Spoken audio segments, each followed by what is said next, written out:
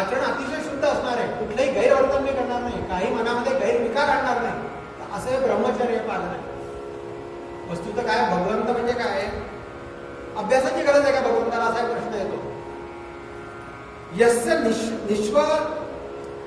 यस्य निश्वसितम वेदा असं म्हटलेलं आहे.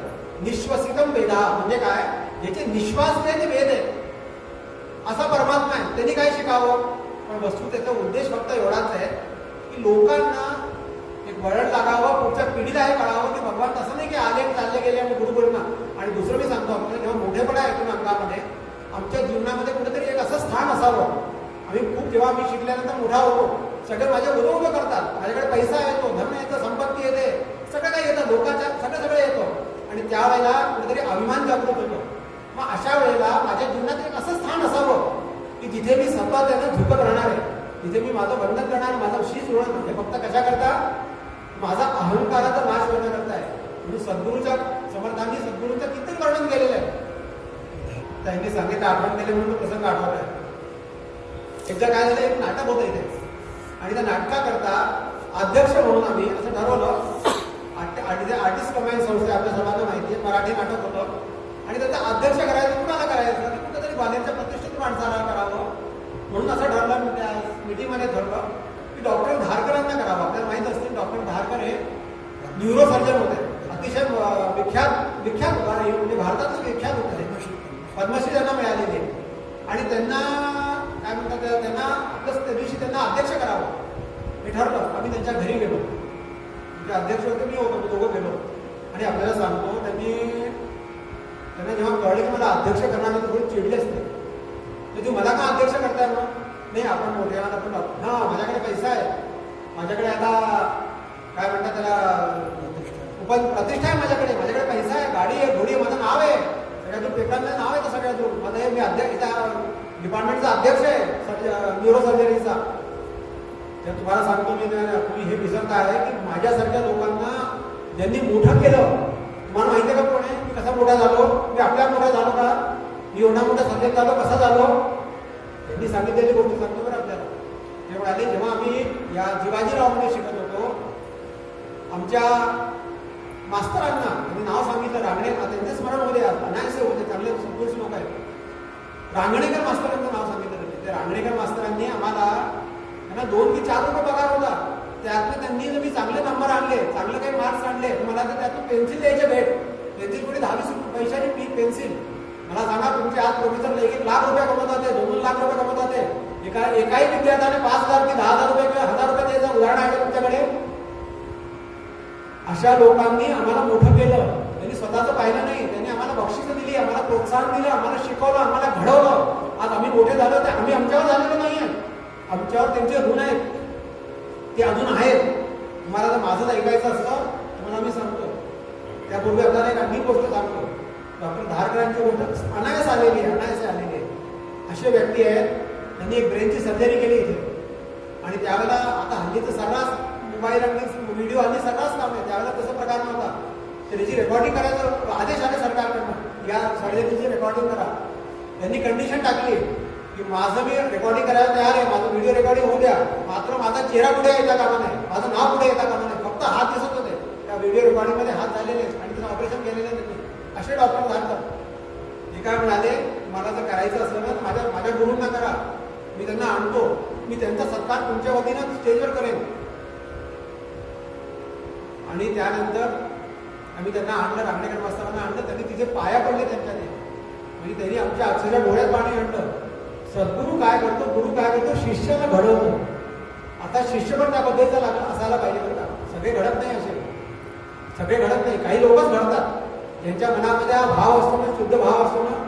रामरायांचा भाव अतिशय शुद्ध आहे, अतिशय सात्विक भाव आहे. माझा विषय आणखी काहीतरी डोक्यात येतो. गुरुग्रह पढन गए रघुराई, अल्पकाल विद्या सब पाई. अल्पकालात कशी काय आली आपल्याला सांगू का मी? 2-3 कारण आहे. एक तर प्रत्यक्ष परमात्माच येतो. रामरायाबद्दल काही प्रश्नच नाही, सगळे शिकून ज्ञानसंपन्न आहे, ज्ञानवान आहे, ज्ञानस्वरूप आहे, काय त्यांना शिकायचं? पण आमच्या भारतीय शास्त्रामध्ये अशी एक व्यवस्था आहे. काय व्यवस्था आहे? एकदा अर्जुनाने भगवान कृष्णांना विचारलंय, तुम्ही म्हणता हे करा ते करा, म्हणजे माझा मृत्यू आला तर काय करायचं? मी एक शिक्षण घेतोय कुठल्या विशिष्ट पद्धतीचं, वेदाचं घेत असेल, काय कुठल्या शास्त्राचं घेत असेल.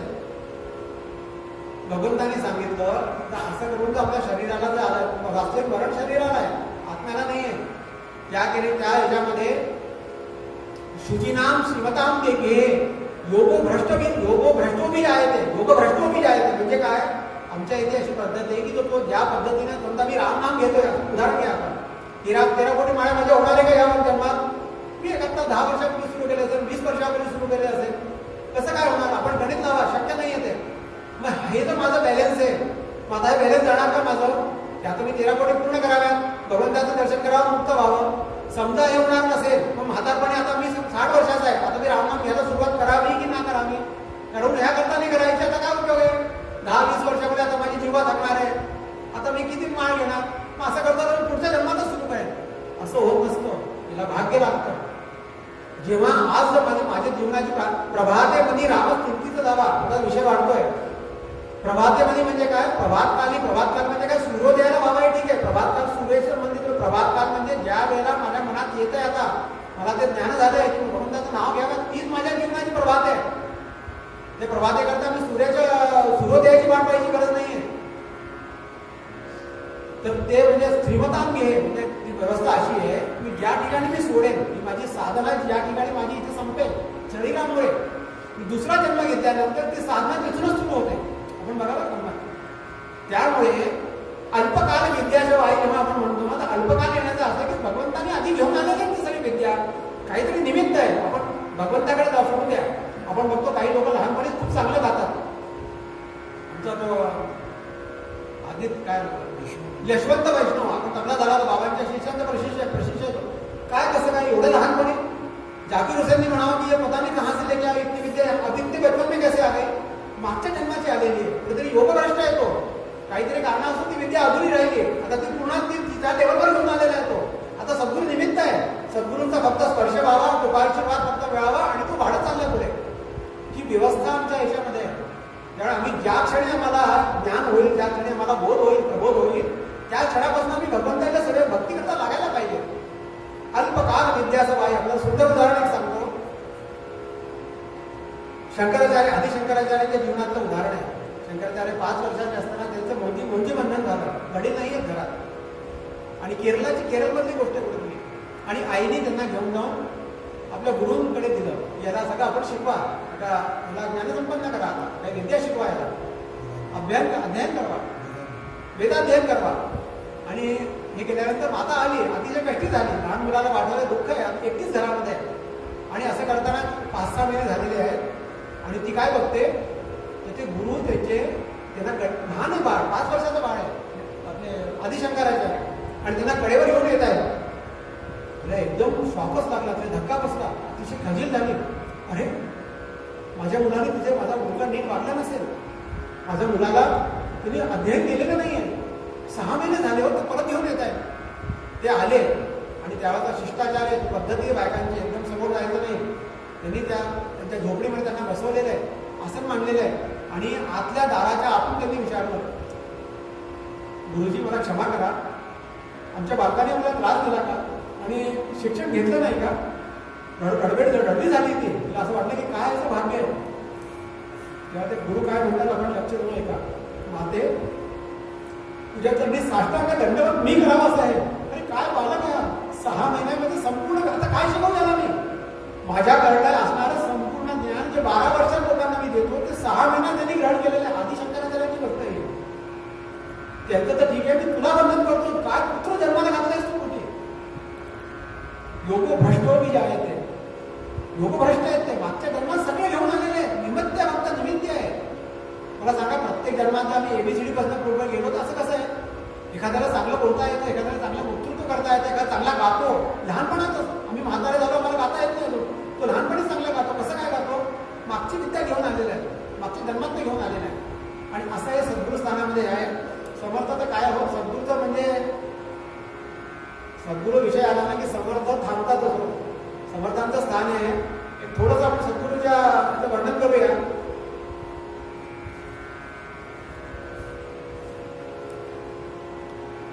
तत्पूर्वी आपल्याला एक आणखी सांगतो, तर प्रसिद्ध गोष्ट आहे. नामदेवांचं सुंदर उदाहरण आपल्याला माहिती आहे सगळ्यांना. नामदेवांचं उदाहरण काय आहे, नामदेव आपल्याला माहिती आहे की नामदेव हे प्रत्यक्ष भगवंताशी पांडुरंगाशी बोलत होते, खेळत होते, त्यांच्या हाताने दूध प्यायचे. नामदेव कीर्तन करी पुढे बा नाचे पांडुरंग असं उदाहरण आलेलं आहे. आणि हे नामदेव सगुण साकार परमेश्वराशी बोलणारे नामदेव. आणि एकदा थोडक्यात सांगतो, संत लोक बसलेले असताना लहानशी मुक्ताबाई आहे, मुक्ताबाई 5-6 वर्षाची आहे. तिने काय केलंय, हातात थोपटणं घेतलंय. थोपटणं म्हणजे कोणतं, की आपण मडकं वगैरे थोपटतात ना, गोरोबा काकांकडनं घेतलेलं आहे. गोरोबा कुंभार काका पण बसलेले, अनेक संत बसलेले, ज्ञानेश्वर बसलेले, मुक्ताबाई सगळ्यांना पसंत आहे तिथे. आणि असं करत असताना त्यांनी ते थोपटणं घेऊन प्रत्येकाच्या डोक्यावर मारावं, टाण टाण टाण टाण मारायला सुरुवात केली. लाकडाचं थोपटणं आहे ते. संत शांत बसलेले प्रत्येक जण, बरं का, टाण घेऊन डोक्यावर मारावं, टाण घेऊन डोक्यावर मारावं. असं करता करता जेव्हा नामदेवांची वेळ आली ना, नामदेव पळून गेले. आणि पळून गेल्यावर सर्व लोक समजा हसू लागले, ती हसू लागली, हा हा हा हा. नामदेव कच्चा आहे, नामदेवाचं मडकं कच्च, नामदेवाचं मडकं कच्च. नामदेव तिथं ऐकत होते. काय म्हणताय तुम्ही, नामदेवाला अपमान वाटला आपला, एवढ्या संतांच्या समोर मला तू कच्च झालं होतेस. अगं माझ्या हाताने तू पांडुरंग दूध घेतो, मी त्याच्यावर सत्यात बोलत असतो, माझ्या कीर्तनावर तू नाचतो. संतांना विचारलं, सगळ्यांना विचारलं, मला वाईट वाटलं. आणि रात्री एकांतामध्ये पांडुरंगाविषयी आले, पांडुरंगा आज माझा अपमान झाला रे, कच्चा झाला मला, मी कच्चा आहे का. नामदेवा तू राबवणार नसून सांगतोस, खरं सांगतो, तोंड सांगतो, खरं सांगतो, अजून तू कच्चा आहेस. तू माझ्याशी जरी बोलत असताना तरी तू माझ्या सगुण रूपावरती तुला आसक्त झालेला आहे. माझं निर्गुण निराकार रूप, माझं चराचरामध्ये व्याप्त असणारं रूप तुला बघितलं नाही आहे. कच्चा याकरता आहेस, त्याकरता तुला सद्गुरूचा शरण जावं लागेल. तू कुठे जाऊ, जा उद्या नागनाथला जा. आपल्याला माहिती आहे, उद्या नागनाथला गेले, तिथे वाटेमध्ये भाकरे वगैरे नेले होते, शिदोरी नेली होती. कुत्रा आला, कुत्रा आल्यावर त्यांनी हाड करून त्या कुत्र्याला पळवून दिलं आणि स्वतः खाल्ल्या भाकऱ्या. तिथे गेल्यानंतर काय झालं, एखाद्या शिवालयामध्ये, जुनं शिवालय, तिथे गेल्यानंतर तिथे गेले आणि म्हातारा असं वृद्ध काया, कृष्ण काया झालेले शरीर, महादेवाच्या पिंडीवर पाय ठेवलेले, त्यांचं डोकं ढटाकलं. माझी थट्टा करतात पांडुरंग म्हणाले, का देवाच्या पिंडीवर तू पाय, सहन झालं नाही. काय बाबा हे काय चाललंय हे, बेटा मला दिसत नाही बरं का, मला काही येते, माझं वृद्ध शरीर आहे. काय झालं, अहो पिंडीवर पाय ठेवले महादेवाच्या तुम्ही, असं का, अरे अरे चुकलो, तू असं कर, दुसऱ्या ठिकाणी ठेव. तरी पाय उचलून दुसऱ्या ठिकाणी ठेवावे आणि तिथे पिंडी तयार झाली. तिसऱ्या ठिकाणी ठेवा पिंडी, ज्या ठिकाणी पाय असं उचलतात आणि ठेवतात, पटकतात, त्या ठिकाणी शिवलिंग. आणि शेवटी यांच्या डोक्यामध्ये लख प्रकाश पडला. या ठिकाणी प्रत्येक ठिकाणी शिवलिंग आहे. महादेवाच्या प्रत्येक मंदिरामध्ये ठिकाणी शिवलिंग आहे, फक्त कुठे नाहीये, माझ्या मस्तकामध्ये नाहीये, हे अजून कच्चं आहे, हे रिकाम आहे अजून, तिथे शिवलिंग नाहीये.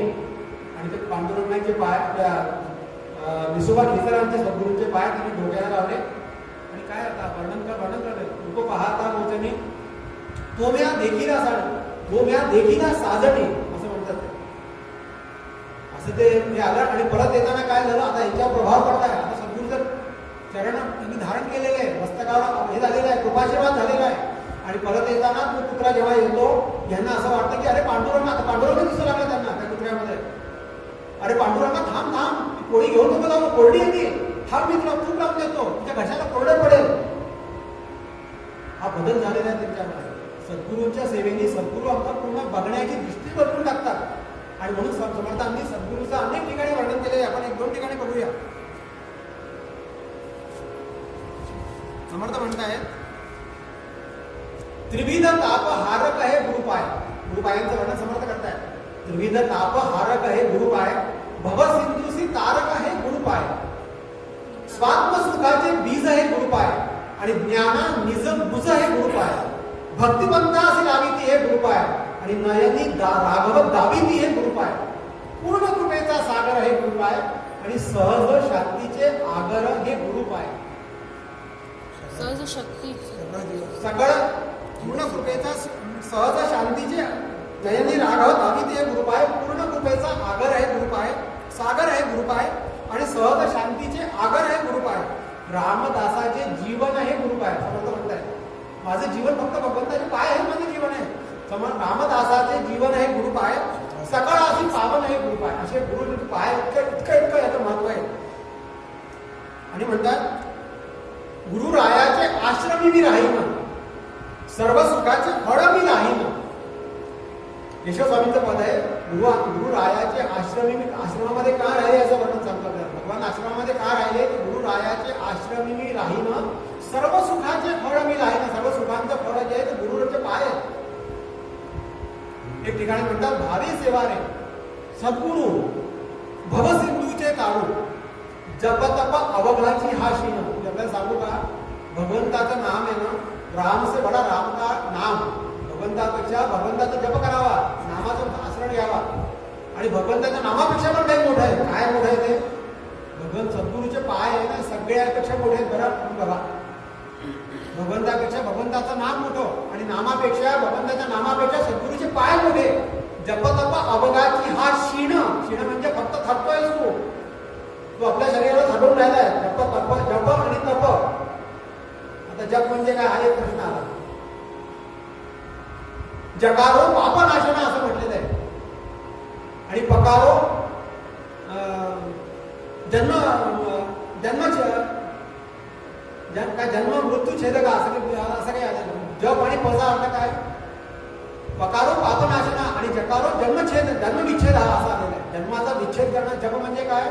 ज्याच्यामुळे आमचा जन्माचा विच्छेद होतो. म्हणजे काय? जन्म आणि मृत्यू संपतात आमचे. आणि पकारो म्हणजे काय? प म्हणजे काय? जप.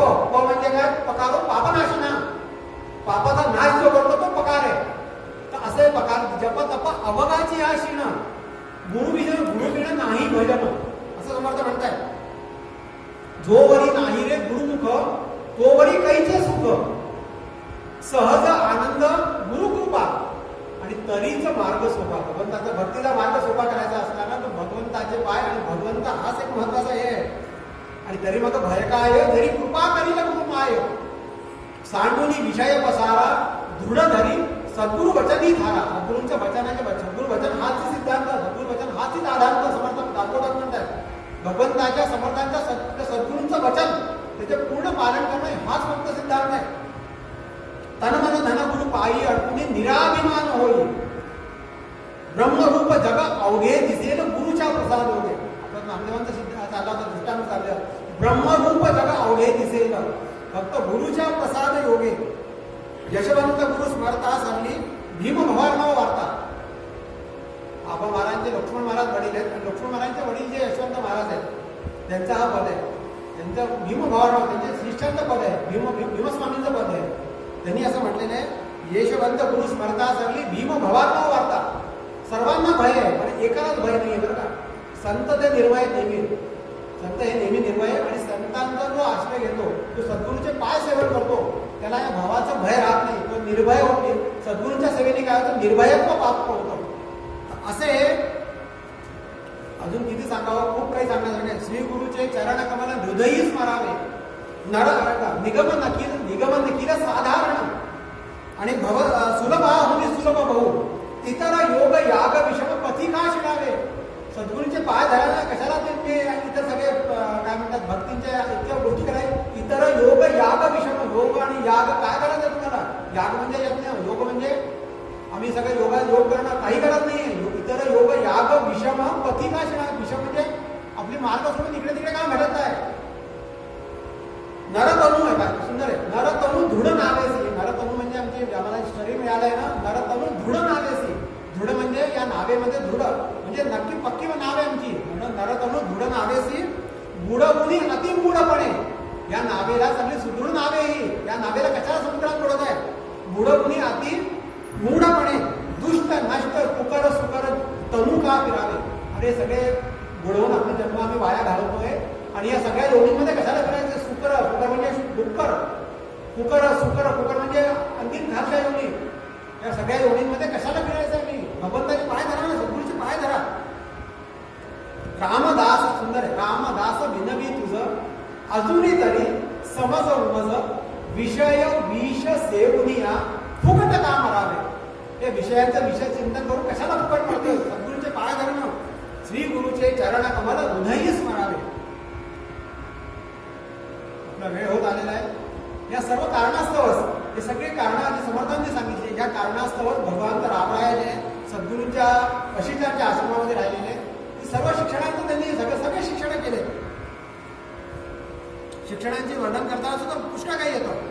आपण आता आहे ना सर्व ज्ञानोपासना अनेक गोष्टींचं केलेलं आहे. थोडासा भाग राहिलेला आहे. आपण थोडंसं वर्णन उद्या बघूया. आणि आता आपला कथा भाग पुढे स्पीड घेणार आहे का. कारण आता उद्या काय आहे. आता सद्गुरूंच्या आश्रमावरनं रामराय परत येणार आहे. थोडासा त्यांचा व्यवहार आहे. आणि हे झाल्यानंतर विश्वामित्रांचं आगमन रामरायाच्या दरबारामध्ये होणार आहे. आणि दशरथा नाही ज्येष्ठ तुझा पुत्र मला देई दशरथा. पुत्र मागण्याकरता आलेले रामरायाकरता. आणि पुढे काय होतं. विश्वामित्र कोण आहेत. आपण अनेक ऋषींना बघितलेले आहे. विश्वामित्र अजून राहिले. विश्वामित्रांची तपस्या जगामध्ये विश्वामित्रांसारखी ह्याच्या विशेषता असा आहे. तपस्या तर वाल्मिकींनी पण केली आहे. पण विश्वामित्रांच्या तपस्येमध्ये महत्व असं आहे की प्रत्येक ठिकाणी ते पदच्युत होतात. प्रत्येक ठिकाणी त्यांचं तपस्या बंद होते. आणि एवढं करत असताना सुद्धा त्यांनी जो उच्च ध्येय ब्रह्मर्षी होण्याचा ध्येय धारण केल्यामुळे एक साधारण क्षत्रिय मनुष्य ब्रह्मर्षी पदावर पूजन्तं राम रामेति मधुरं मधुराक्षरम् आरुह्यं कविता शाखा वन्दे वाल्मीकि कोकिलं. वाल्मीकि भगवान की जय. सब संतन की जय. जय जय रघुवीर समर्थ.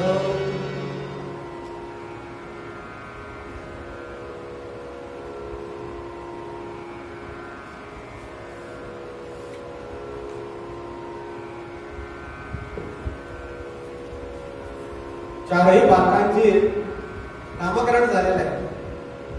राम लक्ष्मण भरत आणि शत्रुघ्न अशी चौघांची नावं सद्गुरू वशिष्ठांनीच ठेवलेली आहेत. आणि त्यांचं प्रत्येकाचं आचरण म्हणजे प्रत्येकाची काय म्हणतात त्याला गुण त्या नावाप्रमाणे प्रत्येकामध्ये गुण आहेत. वाल्मिकी रामायणामध्ये रामचंद्रांच्या प्रभूंच्या बाललीलांचं वर्णन नाही बरं का. आपल्याला आश्चर्य वाटेल. वाल्मिकींचे जे राम आहेत ना ते तरुणपासून सुरू झाले. 16व्या वर्षापासून सुरुवात झालेली आहे. कारण लोकांसमोर काहीतरी आदर्श ठेवावा म्हणून त्यांनी बाललीलांचं फारसं वर्णन केलेलं आहे. अर्ध्या सर्गात केलेलं आहे आणि ती थोडक्यात केलेलं आहे. आपण थोडंसं बघूया. भगवंताच्या बाललीलांचं वर्णन म्हणजे चौघेही कुमारता. चौघांच्या याला म्हणतात ना तिघांच्या मांडीवर आईंच्या मांडीवर आहेत. दशरथांच्या मांडीवर आहेत. आणि एकमेकांचं प्रत्येकाला एक जोड्या बनलेल्या आहेत. जणू काही परतून जोड्या बनवून येतात तसं जोड्या बनलेल्या आहेत.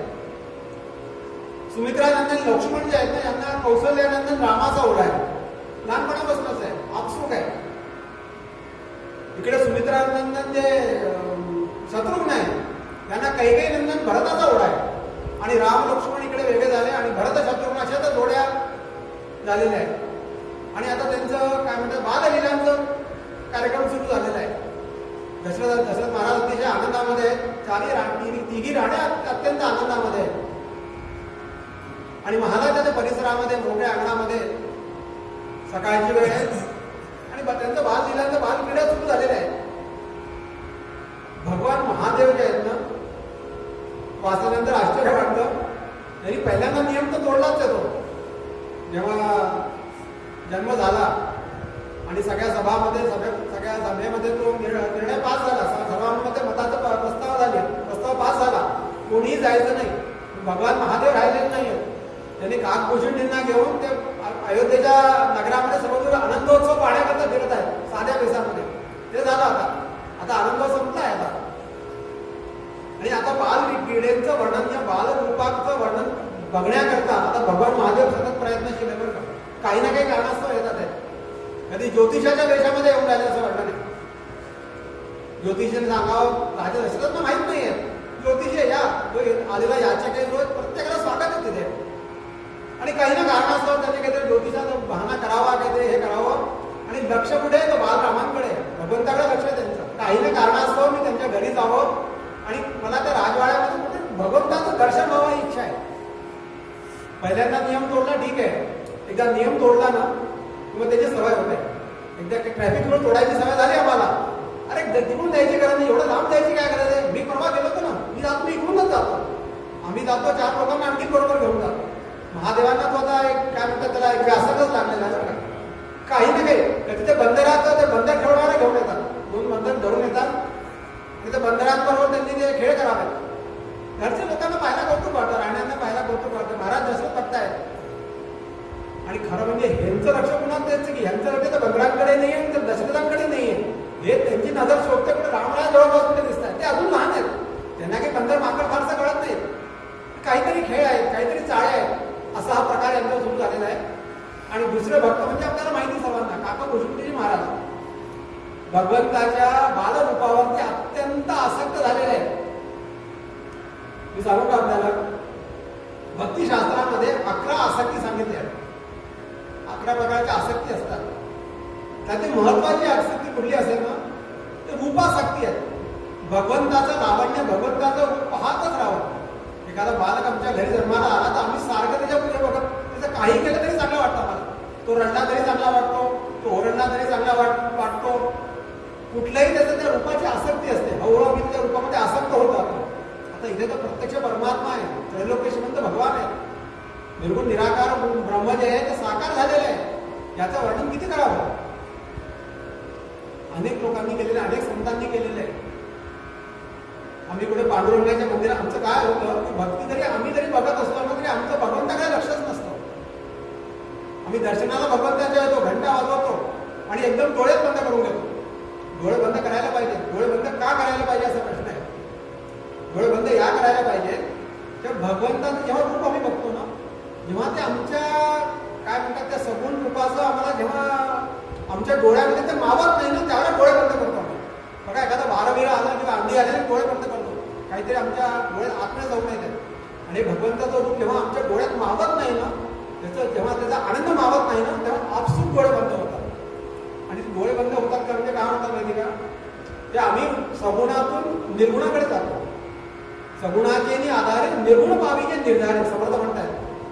सगुणाचं जेव्हा जे रूप आहे जेव्हा त्याची कॅपॅसिटी आमची संपते तेव्हा आमच्या आपसूक डोळे बंद होतात आणि मग ते ध्यान आम्ही साठवायचा प्रयत्न करत असतो.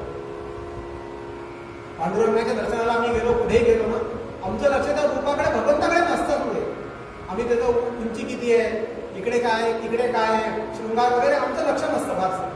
आणि संतांचं काय होतं माहितीये का, संतांचं लक्ष तर भगवंताच्या रूपाकडेच आहे. समर्थ म्हणतात घनश्याम राम लावण्य रूपी. समर्थांचं लक्ष त्याच्या लावण्यावर आहे, रामरायाच्या लावण्यावरती समर्थांचं लक्ष. किती सुंदर आहे हा. अनेक संतांचं अनेक अनुभवांचं म्हणणं आहे असं. ज्ञानेश्वर माऊली म्हणतात उभो राय जातात पांडुरंगाच्या मंदिरात, रूप पाहता लोचनी सुख झाले हो साजणी. रूप पाहता लोचनी, रूप पाहिल्यानंतर सुख झाले हो साजणी. त्यांना सुख होतं त्या रूपामध्ये. भगवंताच्या रूपाचं वर्णन करत असताना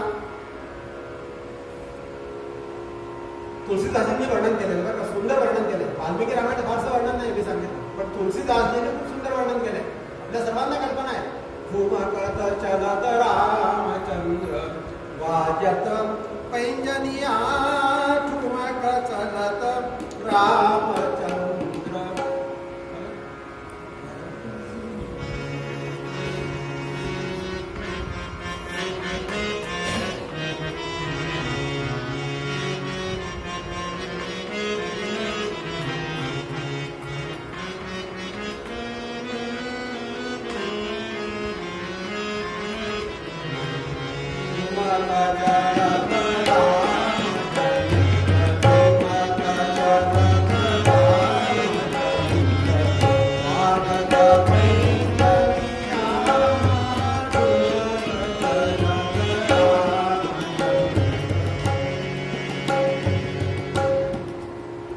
तुळशीदाजी म्हणतात, अंचल रज अंग झारी विविध भाती सो दुलारी तन मन धन वारी वारी कहत मृदू बचनिया. तन मन धन वारी वारी म्हणजे काय? या भगवंताच्या रूपावरती आम्ही त्याला म्हणतो ना, आपलं तन मन धन सगळं ओवाळून टाकावं, त्याच्यावर असं ओवाळून फेकून द्यावं, तनालाही फेकून द्यावं, मनालाही फेकून द्यावं आणि धनालाही फेकून द्यावं, असं ते वर्णन आहे. विद्रुमसे अरुण अधर बोलत मुख मधुर मधुर. विद्रुमसे अरुण अधर म्हणजे काय? अधर याचा अर्थ ओठ. भगवंताचे ओठ कसे आहे? विद्रुम म्हणजे काय? विद्रुम म्हणजे जे आपल्या डाळिंब असतं बघा, अनार, त्याची लाली जी असते ना, तसं लाल आहे. विद्रुमसे अरुण अधर. अरुण म्हणजे काय? अरुण म्हणजे सकाळचा सूर्य असतो ना, सूर्य उगवतो ना, त्याला अरुण म्हणतात. त्याची लालीपणा जो असतो ना, भगवंताचे ओठ असे लाल लाल आहेत. बोलत मुख मधुर मधुर सुभग नासिकाने चालू लटकत लटकनिया. भगवंताने काय? राजपुत्र आहे तो भगवंत. दशरथाच्या अयोध्या जे सुकुमार आहेत, त्या अयोध्याचे राजपुत्र आहेत, त्यांच्या नाकामध्ये सगळ्यात आभूषण घातलेली आहे. त्याचं लहानचं आभूषण नाकात घातलेलं आहे. आणि ते काय म्हणतात? सुभग नासिकामे चारू. चारू म्हणजे सुंदर. सुभग नासिकामे चारू लटकत लटकनिया. काहीतरी लटकून राहिले असतात. काहीतरी डूल, जर कानात डूल असतो ना, असं एखादा कानात काय म्हणतात त्याला, दागिना नाकातही लटकून राहिलेला आहे. आणि गमत बघा, तुलसीदास अति आनंद देख के मुखारविंद. संतांना काय? संत प्रत्यक्ष भगवंत देखी के म्हटलंय बरं का, विचार करून नाही म्हटलंय. आम्ही काय भगवंताला पाहत नाही, आम्ही देखी के मुखार रूप पाहता लोचनी देखी के मुखारविंद. तुलसीदासजी आपल्या भावसमाधीमध्ये प्रत्यक्ष भगवंताला बघतायत. हे वर्णन नुसतं थेरेटिकल नाही आहे, त्यांनी स्वतः पाहिलंय पण लिहिलंय. समोर बघतायत आणि लिहित आहेत. तुलसीदास अति आनंद. आनंदाची सीमाच नाही तुलसीदासजींच्या. देख के मुखारविंद. भगवंताचं मुखारविंद, भगवंताचा चेहरा बघितल्यानंतर आनंदच आनंद आहे. रघुवर छबी के समान रघुवर छबी बनिया. ठुमक चलत रामचंद्र बाजत पैंजनिया. असे समर्थ, असे तुलसीदासजींनी वर्णन केलेलं आहे. अनेक संतांचं वर्णन येतं. एक कवी रामाचं, समर्थांनी सुद्धा रामाचं अतिशय वर्णन केलेलं आहे. प्रत्येक ठिकाणी राम आणि रामदास म्हणजे समर्थांना रामाशिवाय चैनच नाही हो. समर्थ म्हणतायत, रामदास म्हणे रामरूपावरी आणि भावे मुक्तीचारी ओवाळीनं. आता तो विषय निघाला बघा, तनमन धन वारी जाणू. भगवंताच्या रूपावरनं भावे मुक्ती, चारी मुक्तींचं वर्णन जे करतात. कशाच्या मुक्ती हो? भगवंत पाहिल्यानंतर कुठल्या मुक्ती, कुठलं काय? संत म्हणतात, मला सारखे सुखे घालावे, तुका म्हणे गर्भवासी सुखे घालावे आम्हाला. का घालावे? आम्हाला भगवंताचं रूप बघण्याकरता घालावं. आम्ही संतांचा आनंद तर घेणार आहोत.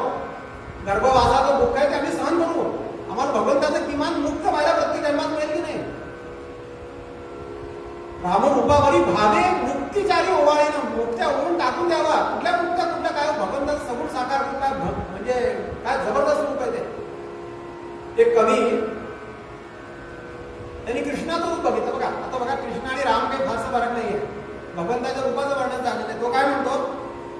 एक कृष्ण तेरे नाम, एक कृष्ण तेरे नाम पे मैं कुर्बान हो गई. एक कृष्ण तेरे नाम पे मैं कुर्बान हो गई.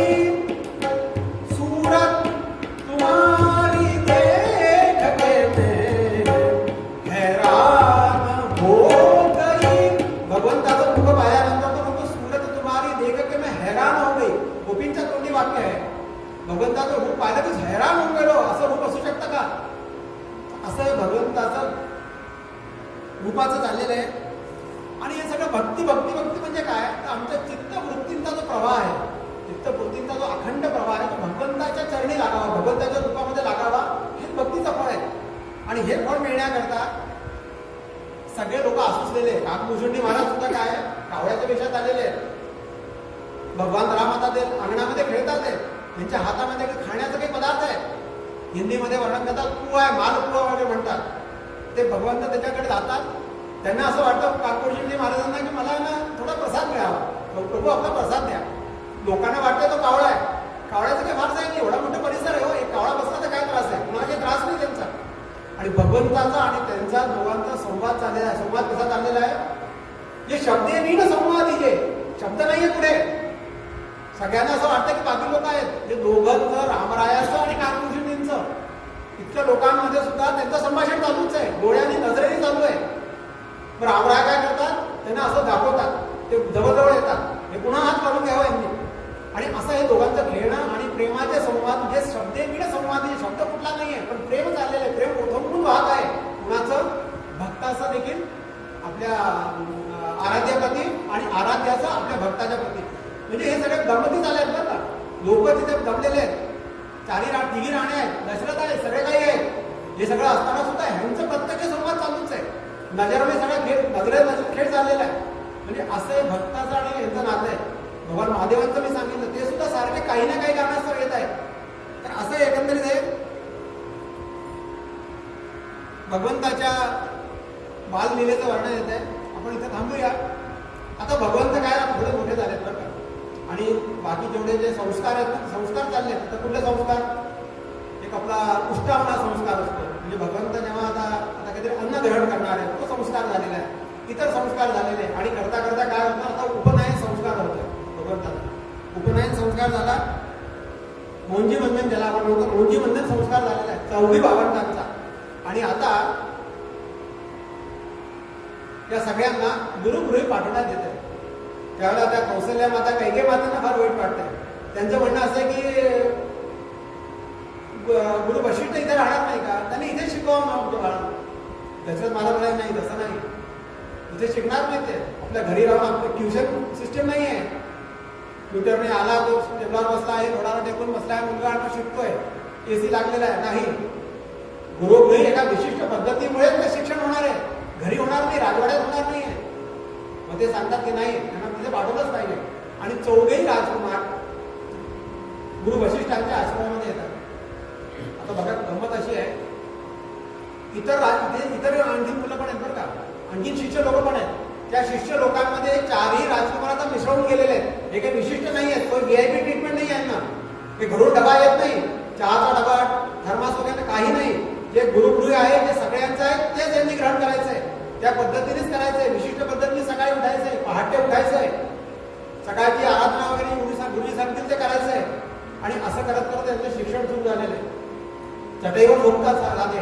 साधं ज्या घरच्या जी कामं करायची आहेत, लाकडं बाहेर तोडून आणायची आहे, गुरुमातेला अरुंधती माता तिथे त्यांच्या स्वयंपाकगृहामध्ये त्यांना मदत करायची आहे. कुणी भांडी पाणी भरून देते, कुणी ते लाकडं गोळा करून आणते, कुणी काष्ट गोळा करून आणते, कुणी सरपण, म्हणजे असं सगळे प्रकार चालू आहेत. आणि ह्याच्यामध्ये ते विद्येचं ग्रहण सुद्धा सुरू झालेलं आहे. तुलसीदासजी म्हणतात, गुरुगृह पठन गये, गुरुग्रह गये पठन रघुराई आणि अल्पकाल विद्या सभा आहे. हा फार सुद्धा आपल्याला सांगतो मी, काही काही ना चौपाया किंवा काही काही ओळे असतात ना, सिद्ध मंत्र असतात. हे सिद्ध मंत्र आहे. आमचे मुलं जेव्हा आम्हाला शिक्षण करायचं असेल ना, आम्ही त्याच्याकडे पाठ करावं, त्या मुलांनी नित्याचं स्मरण करावं, नित्य पाठ करावा. गुरुगृह पठन गये पठन रघुराई अल्पकाल विद्यासभा आहे. अल्पकाल विद्यासभा आहे. आई पायी असं हा मंत्र आहे. आणि आपल्याकडे असं म्हणणं आहे की आपण जेव्हा रामचरितमानसचं पाठ करतो, तेव्हा काही ना काहीतरी संपुट लावतो. अनेक लोक हे संपुट सुद्धा लावतात. हे संपुट लावून सुद्धा पाठ करत असतात. अतिशय सिद्ध मंत्र आहे हा. मुलांच्या दृष्टीने तरुण पिढी करता अतिशय सिद्ध मंत्र आहे. असो, अल्पकाल विद्यासभा आहे. अल्पकाल विद्यासभा आहे म्हणजे काय, तो प्रत्यक्ष परमात्मात येतो, त्याला सगळं येतं, त्याला काय शिकवायचं आहे, ज्ञानस्वरूप परमात्मा येतो. ज्ञानस्वरूप परमात्म्याला सद्गुरू आता ज्ञान देत आहेत. गरज आहे का काही, गरज याकरता आहे की जे काही आता भगवंताचं आचरण आहे ना, ते लोकांकरता आहे बरं का, स्वतः करता नाहीये. आणि दुसरा गमत आणखी सांगतो मी, रामासी जरी रामत्व ठावे तरी शरण का जाता वशिष्ठांशी. कृष्ण सुद्धा सांदीपतीच्या आश्रमामध्ये उज्जैनला राहिलेले आहेत. का राहिलेले आहेत? की त्यांचं रामत्व जे आहे, त्यांचं देवत्व जे आहे, त्यांचं जे प्रत्यक्ष ज्ञान आहे, ते ज्ञान सद्गुरूंच्या कृपेने तिथे प्रकट होत असतं. ते घरी येऊन होत नाही, नुसतं जन्म घेतल्यानंतर होत नाही. कारण दिवसा असं म्हटलेलं आहे, दिवस म्हणजे काय, ते दुसरा जन्म होतो. आई बाप जे असतात ते पहिला जन्म करतात, सद्गुरूच्या गृही राहून त्यांची सेवा केल्यानंतर हा दुसरा जन्म माणसाचा होतो. आणि असं हे त्यांचं शिक्षण सुरू झालेलं आहे. शिक्षण म्हणजे काय, त्यांनी सांगितलं, ज्यांचे म्हणजे सद्गुरू सेवा म्हणजे मी आपल्याला सांगतो, सद्गुरू सेवा हे भारतीय आमच्या शास्त्रातलं ना प्राणतत्व आहे. सद्गुरूची सेवा अतिशय महत्वपूर्ण आहे जीवनामध्ये. गुरुसेवेशिवाय तुम्ही काही मिळवा, वाटेल ते मिळवा, गुरुसेवा जर केली नाही, गुरुचं ज्ञान, गुरुकडनं जर ज्ञान घेतलं नाही, त्यांचे आशीर्वाद घेतले नाही, तर काहीही उपयोगाचं नाहीये. याकरता फक्त सद्गुरू त्याच्या गृही गेलेले आहेत. अत्यंत साधक. आणि दुसरं कर्म ते ब्रह्मचर्य व्रत त्यांनी आचरण केलेलं आहे. ब्रह्मचर्याचं व्रताचं पालन केलेलं आहे. मी आपल्याला सांगतो, आमच्या शास्त्रामध्ये असं येतं की 3 गोष्टींचं ब्रह्मचर्यामध्ये आचरण करावं. कुठले कुठले आहे ते? एक कामवाद आहे, एक कामभक्षण आहे, आणि एक कामाचार आहे. पुन्हा सांगतो, एक कामवाद आहे, एक कामभक्षण आहे, आणि एक कामाचार आहे. काय अर्थ आहे यांचा? कामवाद म्हणजे काय? कामवाद याचा अर्थ मुखाची संबंध आहे. आम्ही तोंडात वाद घालतो. कुठलाही मी काय म्हणतात त्यांना, वाटेल तसं बोलणार नाही. चांगले शब्द आहे, चांगल्या शब्दांचाच मी उच्चार करणार आहे. चांगल्या गोष्टींच्या माझ्या मुखात येतील त्या चांगल्या गोष्टी येतील, अपशब्द येणार नाहीत. वेडे वाक्य शब्द हे विद्यार्थ्यांकरता बरं का, जेव्हा गुरुघुरी जातात त्यांच्या तोंडातून चांगले शब्द यायला पाहिजे. कुठलाही अपशब्द म्हणजे शिवी वगैरे यायला नको. विटाळतं, त्यांनी तोंड विटाळतं. पुढे त्यांना साधना करायची, या मुखाने सगळं त्यांचं व्हायचं आहे.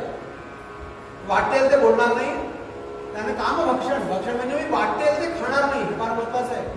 आपल्या मध्ये आपल्या एकदा आलं जिव्हा दंतवाला शब्द आला होता बघा.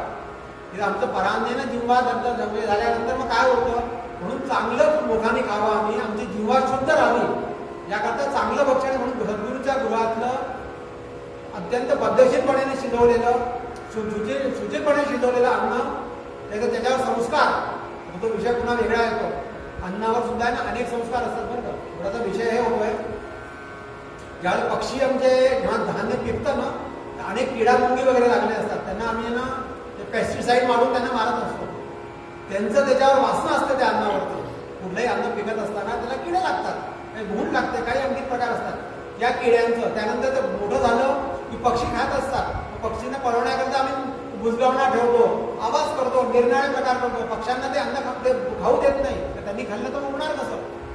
आणि असे ते दोष आहेत ना, त्यांच्या त्या लोकांच्या वासना त्या अन्नावर लागलेले असतात.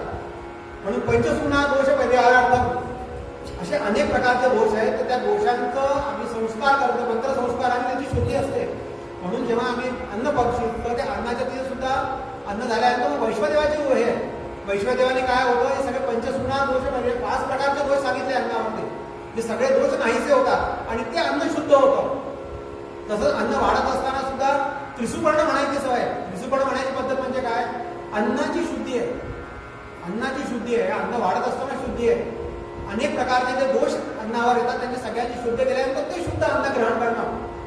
कामभक्षण म्हणजे काय, कुठल्याही प्रकारचं गैरप्रकारचं अन्न खाणार नाही, काही तोंडात खाणार नाही. आणि नंतर कामाचार म्हणजे काय, माझं आचरण जे आहे ते मी अतिशय शुद्ध ठेवेल. ब्रह्मचार्य म्हणतो बरं काय, ब्रह्मचर्य आचरणाच्या गोष्टी चालल्या आहेत. गुरुगृही गेलेले ब्रह्मचर्य आचरण सुरू झाल्यानंतर कुठलंही